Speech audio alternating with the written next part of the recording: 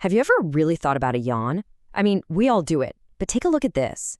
It's not just us. It's not even just our furry mammal cousins. This reflex is ancient. It's something most vertebrates share. Birds, reptiles, even fish. It goes way, way back. So that raises a pretty big question, right? What's the real reason for a yawn? Why do all these different creatures, you and me included, have this strange automatic reflex? Is it really just a sign that you're bored or tired? Well, as it turns out, the answer is so much more interesting than that. Okay, let's get right into it. To really get to the bottom of that question, we're going to explore the surprising science of yawning. It's time to peel back the layers on one of our most common and maybe most misunderstood behaviors. First things first, before we can get to what a yawn is, we have to talk about what it isn't. Let's clear the air and debunk the most famous myth out there, the one we all probably learned as kids. So the old story goes that we yawn to get a big gulp of oxygen when our blood is running low. I mean, it sounds logical, doesn't it? But scientifically, it just doesn't fly. Researchers did these clever experiments where they had people breathe air that was packed with extra oxygen or even extra carbon dioxide. And guess what? It made absolutely no difference to how often they yawned. The evidence is pretty clear. A yawn is not just a deep breath. It's something else entirely. So if it's not about oxygen, then where does a yawn even come from? Well, to answer that, we have to go to the body's main control center, deep inside the brain. You see, a yawn isn't just a simple reflex. It's actually triggered by this complex cocktail of chemicals in your brain. You've got things like dopamine, which is tied to reward and pleasure, oxytocin, sometimes called the social bonding hormone, and a whole bunch of others.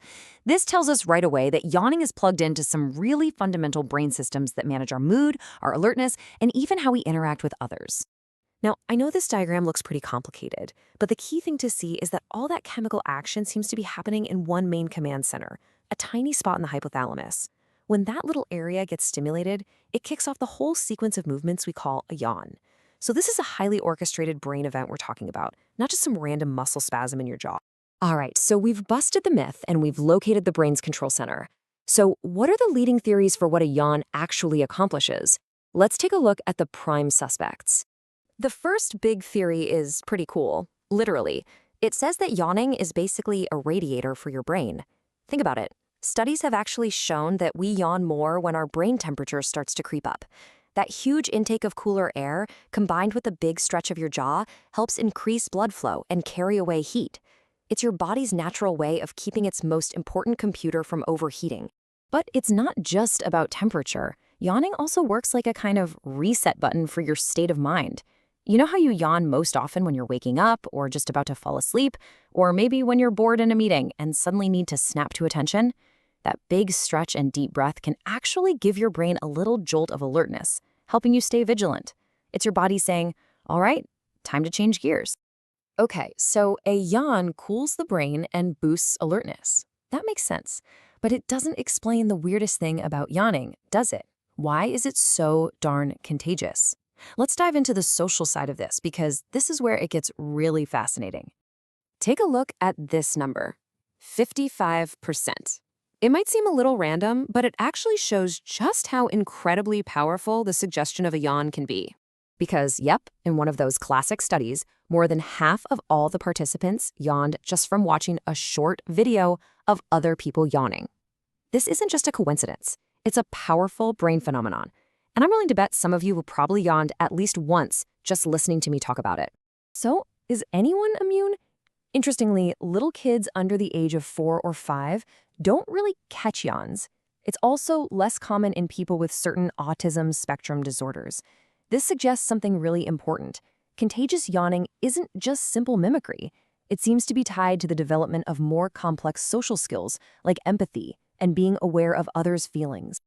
And get this social connection isn't just a human thing. Research shows that dogs can catch yawns from us too. But here's the kicker. They are way more likely to yawn after seeing their owner yawn than a total stranger. That's a huge clue that this whole contagious thing is tied to an emotional bond, reinforcing the idea that it's a kind of basic empathy. Okay, we've looked at the myths, the brain chemistry, the body's reasons, and the social side of it all. So let's bring all these clues together and give a final verdict on what a yawn truly is. So here's the verdict. A yawn isn't just one single thing. It's a complex behavior that's doing a few jobs at once. It's an ancient tool for keeping our brains cool and efficient. It's a way to manage our level of alertness. And maybe the most fascinating part, in social creatures like us, it's evolved into a quiet, nonverbal way to communicate, a subtle signal that we're in sync with each other. When you really stop and think about it, a yawn is so much more than just a sign that you need a nap.